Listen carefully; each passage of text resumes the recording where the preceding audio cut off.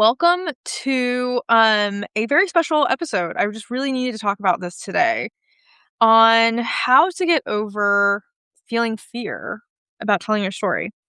Um so why is this relevant? Why is this relevant? Um Hi Jordan.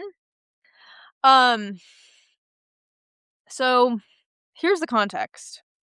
The context is that there's a lot of us who have gone through um incredible experiences in our lives. Um and we maybe have accomplished a lot of amazing things. Like for example, I just come back from Greece, and on the plane ride there, so I flew Delta, and there's a new like HBO documentary on the Delta movies that you can watch about the mental health aspect of Olympians. We just finished up the Winter Olympics, and I love watching the Olympics. I watch them every go round. Love following the athletes. They're celebrities, aren't they? And they're painted as these incredible people. In fact, the whole documentary was narrated by the greatest Olympian of all time, Michael Phelps. And instead of talking about, what it's like to be a winner, to be a champion, the beauty of being an accomplished person. The entire documentary was about how Michael Phelps went into rehab after I think it was a few years ago, right? Like there was like a whole thing where if you remember, I remember I was like in high school when Michael Phelps was like caught, with marijuana, and he was like drunk driving, and like he had to go to rehab. I don't know. I remember that. It was like kind of a big deal because like wow, like Michael Phelps, he's such a star student. But of course, we all thought that he was a bit of a bad guy, right? And kind of like a bad boy. And it was kind of crazy when, it turns out that he had to go to a mental health rehab facility, right? But the entire documentary was actually about unveiling how common it is for Olympians to be on the outside portrayed as they got all their shit together, they've accomplished so much, they have what other people wish that they had. They are so dedicated, they're kind of like pinned at or painted as a model human being, right? Like when we think of modern, good human beings, right? Like we think them as like they're really dedicated, they serve other people, they're disciplined with their time, they're disciplined with their money, they're disciplined with who they are, they become accomplished people. They go around to schools and do talks. Like we the, this documentary was talking about how PR and the press and TV and magazines choose certain Olympians to continue this narrative that Olympians, especially those who win gold medals, and only gold medals, by the way. If you win silver, who the heck are you, right? We don't know who you are. But if you win gold, then you are considered a model human being, right? As if because ultimately, y'all, I don't actually believe that humans are inherently good or bad. And this is actually me coming out of the closet to be real with you guys, with the world, that, some people will, I'm actually really scared to even say this out loud. Some people will say, wow, Renee, like you don't have the same spiritual beliefs that I do. And that's fine. I'm going to have to be okay with that. In fact, I'm actually coming out here to say that humans are not inherently good or bad because we all have lights and shadows within us. And yet Olympians are painted as the model human being, right? Like they're painted as angelic. And this entire documentary, back to documentary, was talking about how no one really knows about the dark inside Olympians, especially those who are very successful. The whole documentary is narrated by Michael Phelps, who is the most decorated Olympian of all time. And he comes in to say, I there were moments when it was worth it, but most of the time there were moments where after I achieved what felt like success and wholeness, I felt like this wasn't worth it anymore. I actually hated it. I hated it. And I think it was Beijing, Michael Phelps won 8 gold medals. I think it was like the record. Am I right? Um,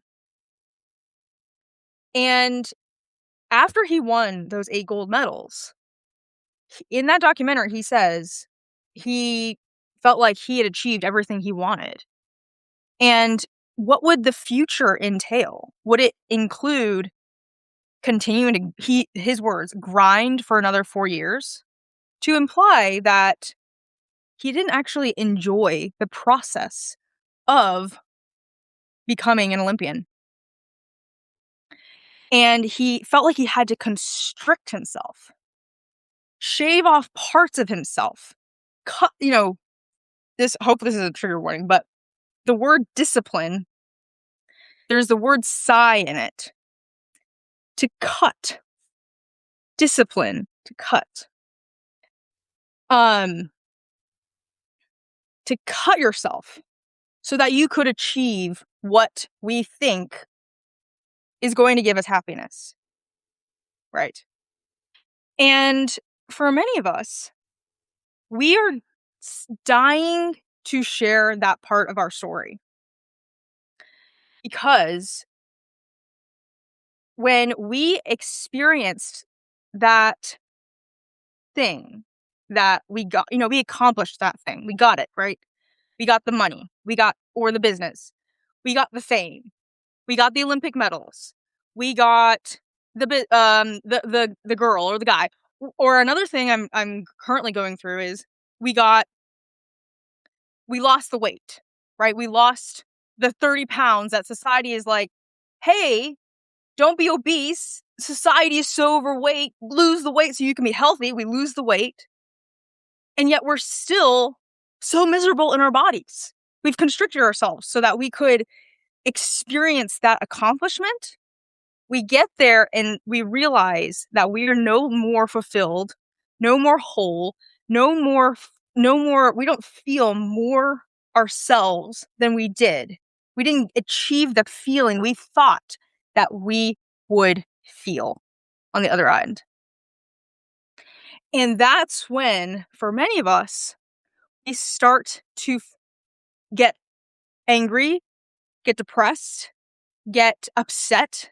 We're like, what the fuck? Like, I thought that this was the thing that was going to make me feel good. As soon as I get the Olympic medals, I will feel good. As soon as I, drop the addiction, I'll feel good. As soon as I build the business and get the income and finally can quit my job, I'll feel better. And then we get that, or we get close to it, in fact. And we don't.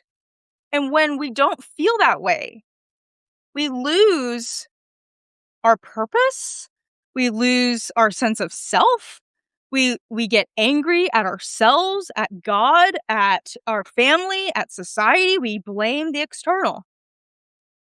And this is a time-honored tale that every single I'm like, I've yet to find another human being who hasn't gone through this.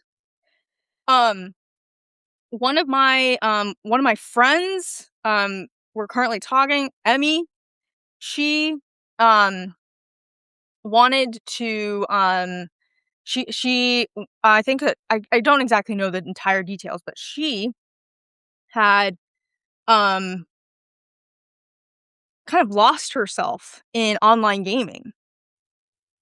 And that shame that she experienced from losing her, because you know how like there's a lot of blog posts and Substack posts and podcasts about the addiction, that we shouldn't be addicted to our phones, that it's the phone, y'all, like don't be addicted to your phone, like have some good phone hygiene. And for those of us who actually are addicted to our phone, there's this shame. There's this shame of I lost myself. I lost myself. One of my clients, Ken Cox, he was and still is a successful businessman. And he essentially built his business. He actually has several businesses while addicted to pills, addicted to alcohol, addicted to substances. And that shame was absolutely debilitating to him for many years.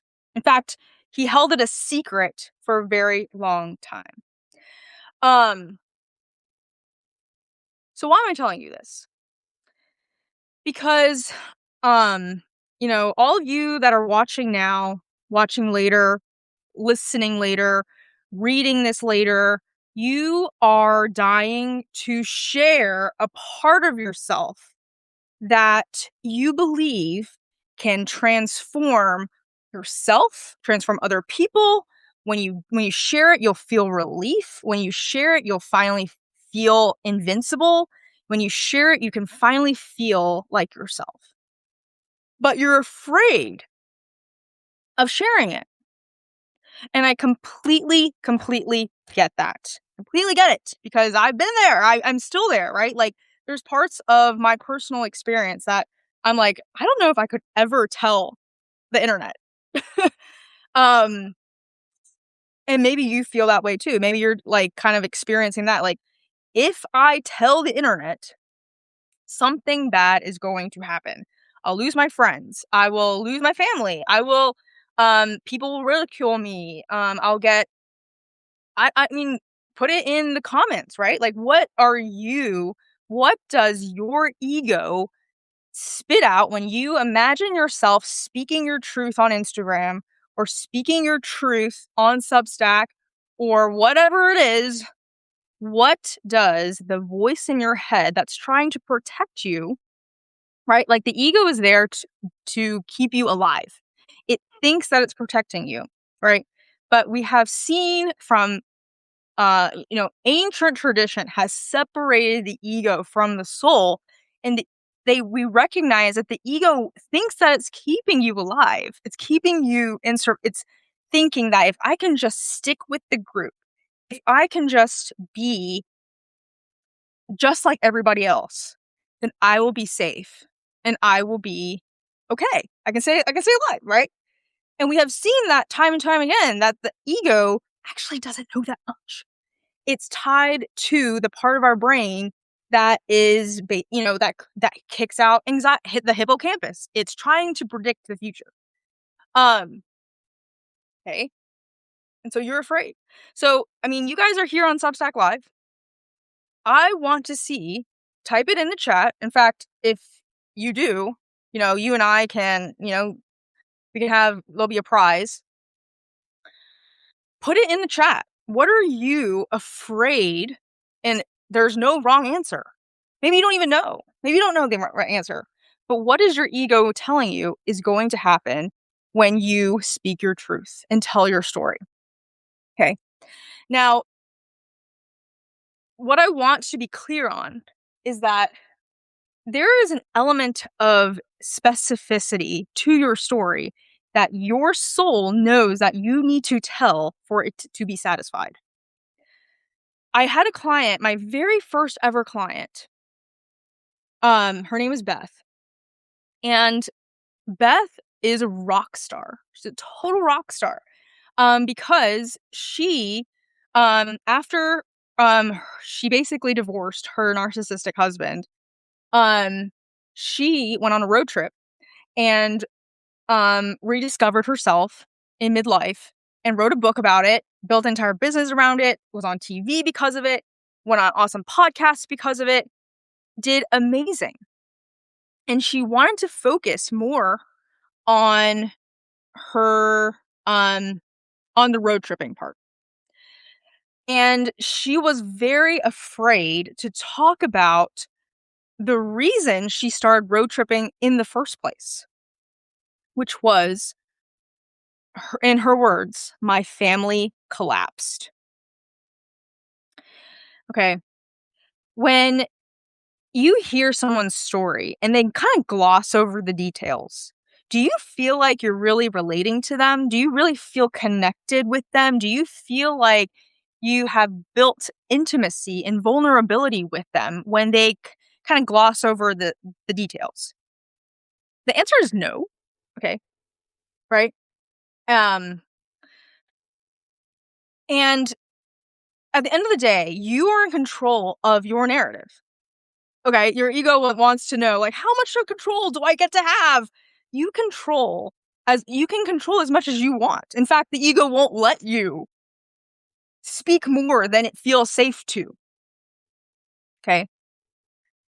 But when I listen back on Beth's podcasts, her interviews, and she was on these awesome top 2% podcasts, the exposure was there. She had the opportunity to connect with the listeners on the other side. And I regret not speaking up and encouraging Beth to lean into the specificity of what it was like to grow up with a narcissistic to be married to a narcissistic husband for 20 years, to raise kids with a narcissistic husband, to finally have the courage to divorce him. What trauma that probably was like, and ultimately rebuild your life after 20 plus years. Because that's what we really want to know. Right? Like, it's so cool that, oh my gosh, like you transformed that into, you alchemized that into a business, a coaching program, a book. Cool. Like, that's great. But do we like the coaching program, the books, the assets, whatever, the business, it's fine. Like, it's cool. But what I really want to know from you is your story. And I want to know the messy details. There's this YouTube channel I love watching. It's her name is Frida Weisel. I don't know if any of y'all know this awesome YouTube channel. She used to be a Hasidic Jew, and I'm gonna say it wrong. I don't have the gargle, but Hasidic Jew, and she grew up in Hasidism, and for years she posted videos about Hasidism. She gives tours in Brooklyn about the neighborhoods. She knows everything about them. Da, da, da, da. And her YouTube comments were like, "This is great, Frida, but you know what we really want? We want to know why you left Hasidism. We want to know your story, and we want to know all the gory details, don't we?" Um, and so, I mean, y'all are probably here because you're like, okay, really, I know this. I know I meant to share the details. How many details, that's up to you to decide. Truly, the more detailed technically, the better. Like, you can't over connect with someone that really wants to get to know you. You know what I'm saying? Like, you're on a date with someone and someone's like trying to get to know you, and you just go on and say like, yeah, like the left side of my body is longer than the right side. And it's given me problems my entire life.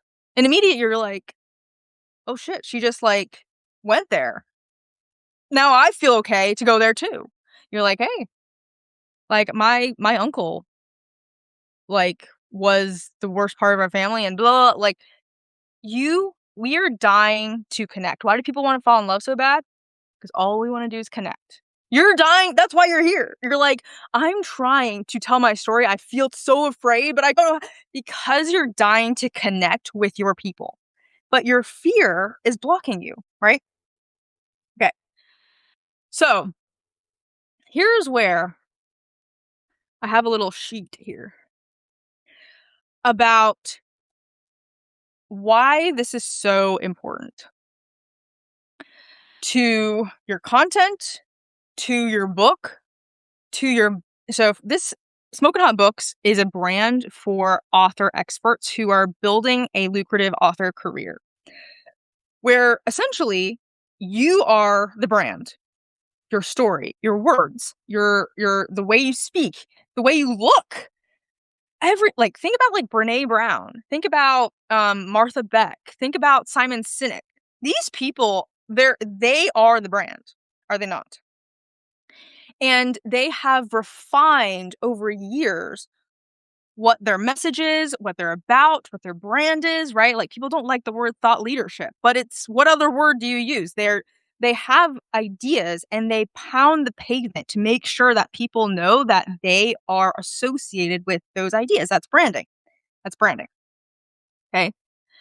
And this is important to those who are looking to build a personal brand, because people want to connect not with your framework or your online community or your coaching program or even your book. People want to connect with your book and your TED Talk and your online community or whatever it is, because of you. Because of you. Because you got out of your own way, because you didn't let fear win, because you allowed fear to sit in the passenger seat, and you said, fear, I see you, I acknowledge you, I know what you're saying, I know what you're trying to do, and I love you for it. Thank you for trying to protect me, and I'm going to drive the bus now. Okay? So there is that satisfying author career when someone comes up to you after the TED Talk and says, I would love to hire you for $50,000 because you dropped a big piece of connection on me and I can't wait to continue speaking.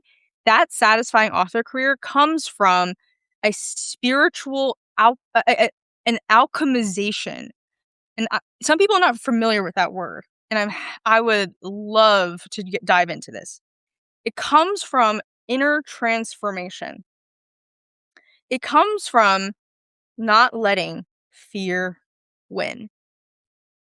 It comes from allowing fear to be there, to be a part of you, and to continue to choose yourself and your soul, even though fear is screaming its head off, even though self-doubt is screaming its head off, even though, you know, all the self-doubt, all those awful voices, right? That the ego wants to continue yelling into the void, and it will never stop as long as you're alive, as long as you're a human being in the 3D, it will always be there. But we've got to set down the fear. We got to transform the fear. Okay. Now, here's where, before we do that, I'm going to talk about my own personal experience and why I've started to realize that this is a more common fear than maybe I gave it credit to. And in fact, it's actually one of the biggest. It's the thing. It's the work. People are asking like, what's the strategy? What's the strategy to grow on Substack? What's the strategy to grow the podcast? What's the strategy to make more money? Whatever it is, there is no strategy. The only strategy is you loving yourself so much and trusting your purpose so much that people have literally no choice but to magnetize to you. Okay. So like, remember like when you were if you're like less than, younger than like 16, maybe, or 12, I don't know. Like, what do people date these days? Like, I started dating when I was in college because I'm half Chinese and half Indian, and there was no way that my Asian parents were going to let me date earlier than that. But, when you were dating, did you find a satisfying partner to be in a relationship with because you strategized who you were going to be with? In fact, it's some people like to try to strategize, right? But the most satisfying, the most amazing, the best relationships come from when you're like, I don't like, I feel great about myself. I'm in love with myself and I'm enjoying my life. And then all of a sudden, the universe is like, here's your person. And they're obsessed with you. I just came back from a bike retreat with my friend Brian, and he was like sleeping around with different girls. Okay, I don't want to say it like that. Okay, Brian, I'm just paraphrasing what you told me. You were kind of like, going around different people, and his girlfriend, was just like, you know what? I'm finally I don't care who it is. Like, I'm good with myself. I love myself, and whatever happens, happens. And finally, they were just boom, collided, and they've been together for I don't know, I think it's 4 years or something. Life is a series of synchronicities that find you when you find yourself first. So here's the strategy, okay? It's called self-love. It's called self-love. It's called alchemizing your fear. It's called transforming your fear. So the reason that I started Smoking Hot Books. So Smoking Hot Books is my business, but that's beside the point. The reason I started it was because I had completely lost myself from chasing money. Smile, I'm smiling, I'm grinning, I got all my teeth. And the reason why it feels simultaneously good and bad to say that was because, maybe in high school or college, I vowed to myself I would never lose myself for the sake of money, right? We make these moral commitments to ourselves. Like, I will never do X, I will never do Y, I will never da da da da, right? Because when I was growing up in Marietta, Georgia, and I'm half Chinese and half Indian, my parents are both immigrants to the US. I'm a first generation American. And they were some of the hardest working, the most respectful, the I don't think I really could have asked for better parents in this iteration because they gave me everything that I have. But my father had come to the US from India and had spent a lot of his the past maybe in my early middle school, high school, grinding to build his business. Absolute grinding. And I watched him and I saw him transform his personality from, I remember when I was a kid, he was fun. He was happy, he smiled, he laughed. He loved life. It was obvious that he loved my sister and I. His presence was there, right? And what felt like over the course of 18-ish, maybe less than that, like 15 years, it felt like I lost my father to what I considered money. He would spend days at the office, 20 hours a day, and he would be proud of it. He'd come home and say, I spent 20 hours working, and just so I could afford X, right? Or I bought the BMW so that, you know, my wife can look good, or I did all these things so that you guys could go to college, or the justification. And after I watched him do that, and I my you know my heart broke. My heart absolutely shattered into pieces because anyone who watches their parents who loses their parents for the sake of a business to work. What comes to mind is um I don't know why, like, the Spider-Man character, James Franco's character, um, from Spider-Man, he and his dad, right? Like, they had, like, a tumultuous relationship because his father was they weren't he was always working, and that kind of relation that to feel like your relationship with your parents disintegrate because of money, it can really break your heart, and, I decided I would never lose myself to money. I would never, because to me, that felt like, a moral I was like, this is a moral commitment to myself.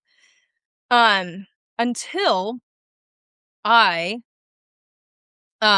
ended up, on the first day of my corporate job, I started Googling how to make money online because I was like, gosh, like Um, I went to college, went to grad school, I got my degrees, I started my corporate, life, and the only thing I want now is to not work, is to take a rest, is to experience life, is to travel and be a digital nomad and have I bought in hook, line, and sinker into the story of that if you can be a digital nomad, your life is set. You will work on the beach for the rest of your life. You'll never work a day in your life ever again. Everything will be amazing. And I bought into that so hard. And I was like, I really want online income. I don't want to have to be tied to a office in Tucker, Georgia with fluorescent lights that with no windows, and I'm always answering to someone else and my schedule is set for me, and I didn't want that. Which is interesting because as you're probably looking at right now, like I guess I'm experiencing that now, but it did not happen by any means the way that I thought it would. Um but I was like, I don't want to be in this. I don't want to be under the fluorescent lights anymore, man. Okay. So I started Googling on my lunch break, first day of my corporate job, how to make money online. And what followed was a series of events where I started learning how to publish books on Amazon because I bought a course that said, if you publish books on Amazon, you can make money from the sales, and you don't have to you can use a pen name, you don't have to post on Instagram.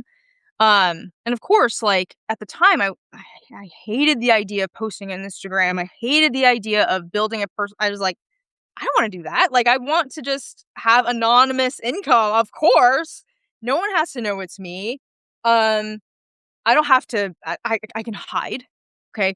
That was my big thing for a very long time, was I loved to hide. It meant that I could be safe, right? Like the ego tricked me is saying, just don't attach your name or your face to the money that you make because that'll keep you safe. Um, the people from high school won't ask questions. They won't judge you. They won't perceive you. The guy you still have a crush on from high school will finally, do X, Y. Once you make that Instagram post that you're making, 10,000 out of nowhere, then you'll be cool. You'll be loved. You'll be accepted. You'll be mysterious and interesting and sought after. These are the words that my ego was saying. And so I was like, I don't want to post on Instagram. I want to be anonymous. And so I started publishing books on Amazon. And through the process of learning how to publish books on Amazon, I learned how to do that. But they were not making much money at all. Okay. They were making I published like 5 books or like 4 books or something, and they were making around $250 a month. And it cost me like $1,000 to make each book. And I was like, WTH. WTH. W2N. What the fuck? Like, I was like, after spending this much money, like, where like, at this rate, it's gonna be 10 years till I can get that plane ticket to Bali and never look back. Where I can finally, you know, be free, right? Like, and that's the whole thing with with these goals, right? Like Michael Phelps chasing the Olympic medals. Even Alyssa Liu, like Alyssa, her actually, I think she actually pronounces her name Elisa. But if you guys don't know Alyssa Liu, she recently won the gold medal in solo figure skating for women at the Winter Olympics. And she only did this like a few years ago. She was like chasing after these medals and lost herself because of it. And she recently won, but she was like unattached to the outcome. She's like, okay, cool, I won an Olympic gold, but I absolutely love the experience. What I'm trying to say is that I really wanted this outcome, thinking that it would make me free. The concept of freedom is often sold when it comes to online business. These people who are selling courses, businesses in a box, whatever it is, they're selling you a concept of freedom because you at the time didn't realize that you were free this entire time. You have access to freedom consciousness all the time. You just didn't know that. You just couldn't receive that. You didn't have access to that. And so you thought that if you could build that 10K, that is what I thought. If I could build that 10K a month business by selling enough books, then I can be free. That freedom is something external to me. Happiness is something external to me. That joy and relief and validation are external to me, right? And that was when I was like, okay, I'm going to finally do this right. I'm going to publish a book that's going to make me $10,000 a month. And so over time, I had learned enough about marketing and about books and self-publishing that I published a book. By the way, these topics are not about topics that I was a expert in. They're reverse engineered topics on Amazon. Okay, if you're familiar with this business model, publishing.com or things like that, they find blue ocean niches on Amazon and they just say, hey, like this niche is making money. If you can make a book about that, then you can get a slice of the pie. And so I learned to do that. And so I found a niche called about rainwater harvesting. I was interested in that topic. I wasn't passionate about it, but I was interested. And I was like, okay, I'm going to do all the research. I'm going to make the best damn book about rainwater harvesting. I'm going to make the best, the most validated market research title, the most validated market research cover, the one that is missing in the market, the one that people are craving, but it doesn't exist yet. I'm going to make it. And I spent thousands of dollars on that book, y'all. I spent so much time, and it took off. It absolutely took off. It sold 10,000 copies in the first year, which, by the way, is in the top 1% of all books, including any of the ones that you see on New York Times bestselling lists or, hey, 10,000 copies is top 1%. I didn't know this at the time. And I was like, yes, I'm doing it, right? I scraped it. I was making like $9,800 in 1 month. So I didn't make $10,000 a month, but it was pretty close. Land in my bank account like an atomic bomb. It was like, boom, you want $10,000? There you go. I was like, oh my gosh. People started coming to me and saying, hey, like you do rainwater harvesting? Like come and speak at my event. Come to Hawaii. Come to my podcast. And at first I was like, well, I'm not an expert in necessarily rainwater harvesting, but I did all the research. I talked to tons of people. I wrote a lot of the book myself. I managed creating all of the illustrations. I did know a lot about rainwater. So I was like, yeah, like, let's try it. Look, what would it look like to go to Hawaii and talk with people who knew me and were like, hey, you're Renee, right? You wrote the book. I had the money. I had the fans. I had the fame. I was traveling. I had everything I wanted, right? I had everything I wanted. And Yet, and yet, there's the voice that says, "This is not enough." You ever felt that voice before? Odds are yes. If you're listening to this, type a 1 in the chat.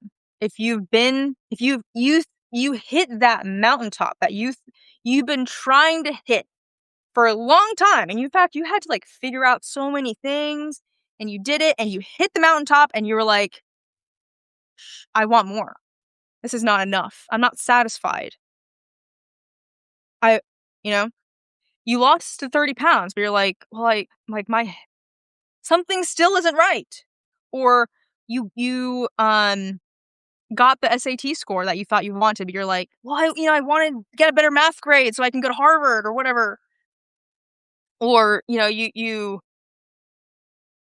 build the business, this seven-figure like, my one of my coaches, Jessica's wife, she built the eight-figure business that she had always dreamt of, and she was like, like, I'm depressed as all hell. I thought that this is what I wanted, and it wasn't. I just came back from Greece. Um, I spent, like, almost every single day by the beach. Some people are like, "Well, that must be nice." And I'm like, "Yeah, it was. It was damn nice."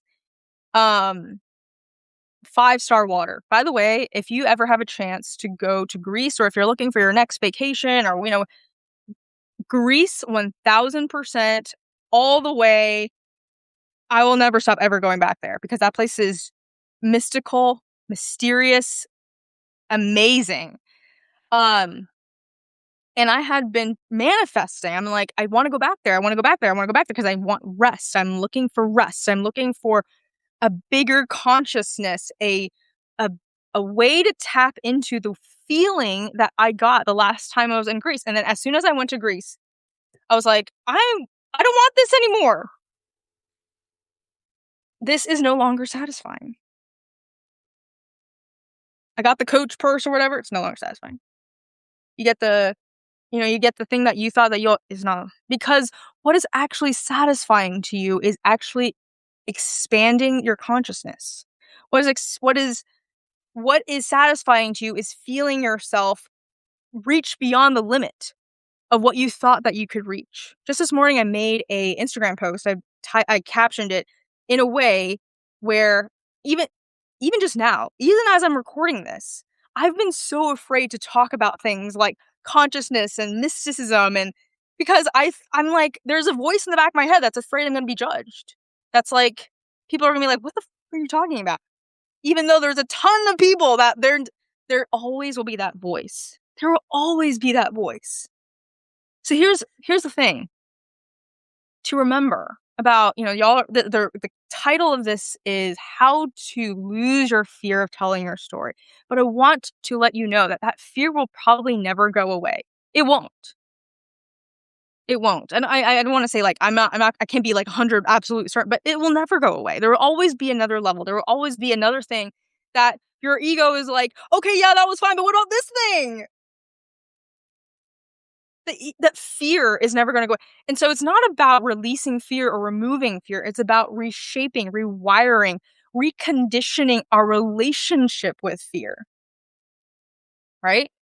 And if we are excited to build content businesses, brands, personal brands, telling our story, write books, write articles, do podcasting, guest on other people's podcasts, write Instagram essays, right? Like, all these things that we want to do is on the other side of us rewiring our relationship with fear, alchemizing our fear. Okay, so to wrap up my own story, essentially, I mean, I lost myself chasing the money. It's like, this isn't enough. I wanted more money. I was like, well, this wasn't enough to quit my job, so I want more money. And through the chasing, I was building a brand in something I was not passionate about, but was interested in. But because I wasn't passionate about it, it wasn't my personal brand. I lost myself. I there was never a moment where I was, like, in bed or on the bathroom floor, like, crying. There was never a moment where I was, like, about to, like it was never, like, a lightning strike. And maybe that's for y'all too. Like, for a lot of us, it's the voice in the back of our head, that voice that's, like, really quiet, but it's very persistent. And it's like, "What are you doing? What are you doing? What are you doing?" It's the thousand cuts. It's the thousand cuts of self-abandonment.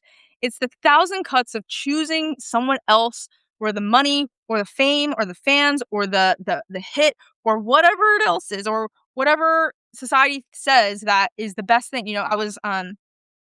Um I love the first album by Maroon 5, Songs About Jane, like, so much, and I grieve how much Maroon 5, like, completely took a left turn and was like, "We're just gonna create pop music that's more, like, good and not, like, songs about Jane." Like, if you've never listened to Songs About Jane, like, in totality, that album as a whole, as, like, a multifaceted kaleidoscope about all the emotions about a single event, a breakup, like, you need to listen to Songs About Jane.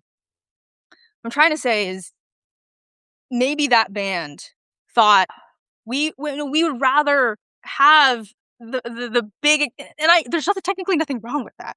With the big exposure, the fame, the man, the money, there's technically nothing wrong with that. But the soul is seeking a greater satisfaction, a greater connection with itself, with its source, with God, with the oneness, with your people, with your fans. As I'm doing this, all of you guys here, it is giving me more life than sitting next to a five-star beach in, Stupa, Greece. To be here and channeling what feels like my truth now to all of you. And so, I mean,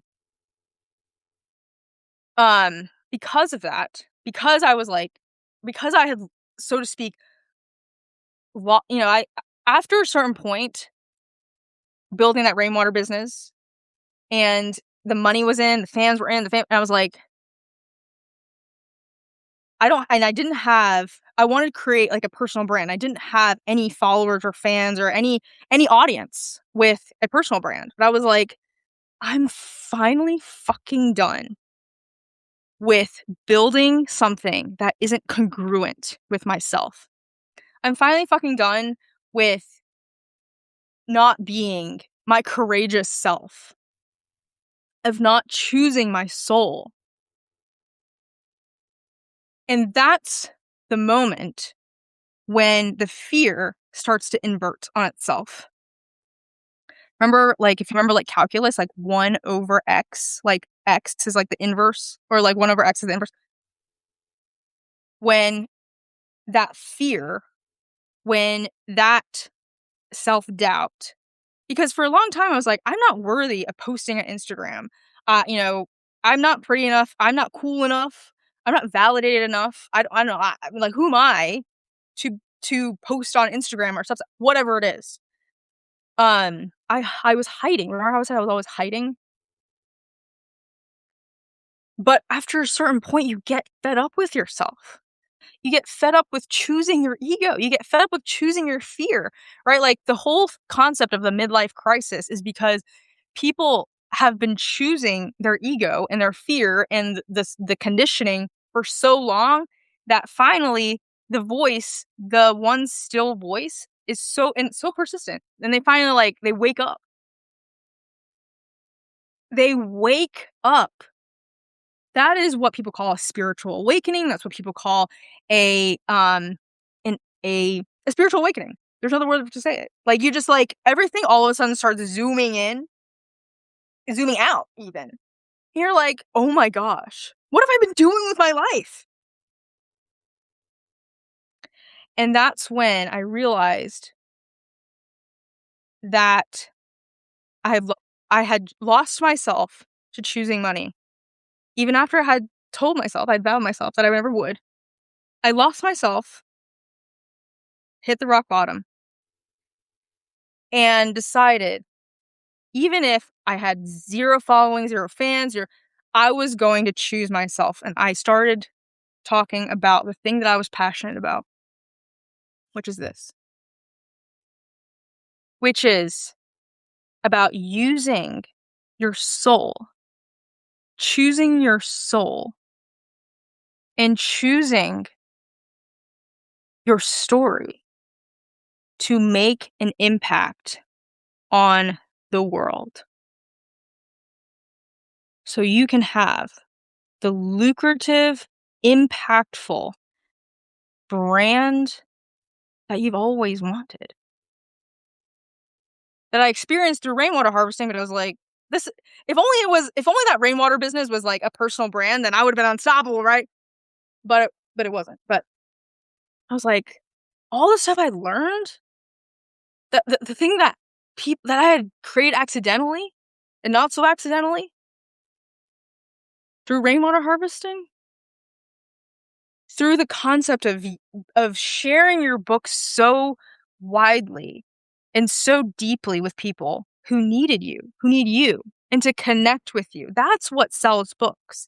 That's what sells. Okay. I mean, some people have a difficult relationship with the word sell or sales. Then maybe reconfigure it to be intimacy, connection, closeness, transformation. Okay. That's what you are dying inside to experience for yourself and for others. And that's how Smokin' Hot Books was born. So every client I work with comes in and they say, I've experienced a spiritual, I mean, they don't say this, but they say, like, I have a book and I've experienced so much that I'm now ready to share that book widely with the world. But they typically are not necessarily ready to get deep with themselves on the nitty-gritty details, on the crying on the bathroom floor moment, on the moment when you wake up in the car and you're like, where the frick am I? What am I doing? You're flying on the plane to Hawaii and you're like, this is cool, but like, why am I here? This is not congruent with myself. Or you've finally found a buyer for your business and you're like, oh, this is not all what I wanted. Those details are usually, they come out through the process of when my clients and I work together, because that's what people want to hear. On the podcast episodes that we book for you, like, is it really worth it to spend an hour every single day on a podcast tour only to flub the opportunity for connection that you have with the hundreds, if not thousands, of people that you'll be reaching on your podcast tour? Is it really worth flubbing the opportunity to not connect with your readers because you felt like it was more important to talk about your course or, your program than it was to talk about why you developed that course in your program? That's way more important. Like, the reason that any solution is important to us, is value to us, is because of the problem. Like, remember how, like, we say, like, people don't buy a drill, they actually buy a hole? When you're looking at your fence and you're like, I really need a hole there. And only then does a drill make sense. Certain things have to come before the solution. And when it comes to your program or your coaching or your consulting or whatever it is, like, and I'm so glad that you sell that. I'm so glad that you have that. I'm so glad you have an online program. You have a coaching business. All of my clients are incredibly successful at what they do. But this is the thing that they are afraid of. And I get it. I am doing this myself. Like, we are so afraid of letting the love in because we're afraid people will reject us. We're afraid of like, oh my gosh, like I actually have to tell the story of when like I was broke and I had nothing. Even though right now I have like everything in the world and that's the story I want to tell, but I actually have to tell the story when I had to move in Alex Ramosi, when he had to tell the story of how he moved in with his in-laws because he had nothing. When Wes Bergman was like, I had nothing. We had to move in with our in-laws. When Mike McAllowitz was like, shoot, we had to move in to a nursing home because I lost everything when I made bad investment decisions. And that's when you're like, I'm hanging on to every word you're saying. And that's when I care. That's when I care. And now I care why Profit First exists or acquisition.com exists or beta blocks exist, whatever it is, like your coaching program, whatever it is. Like, I mean, I care, but not unless you have gone deep with me. Unless you've told me, unless we are exchanging, or unless we're trading. There's this like image, I wish I could just picture it for you. Like when you're talking with someone, like there's this like, imagine a stream of energy moving from your heart and your head to their heart and their head. You're connecting. And there's this like recirculatory experience that's happening when you're connecting with someone. When you go on that date and you're like, wait, 3 hours has just passed. Huh? I didn't even realize time was happening because we were just, when the connection is just, it's wordless. It's undescribable, right? That's what we're dying for. And you have the opportunity to do that. So how do you do this? Okay.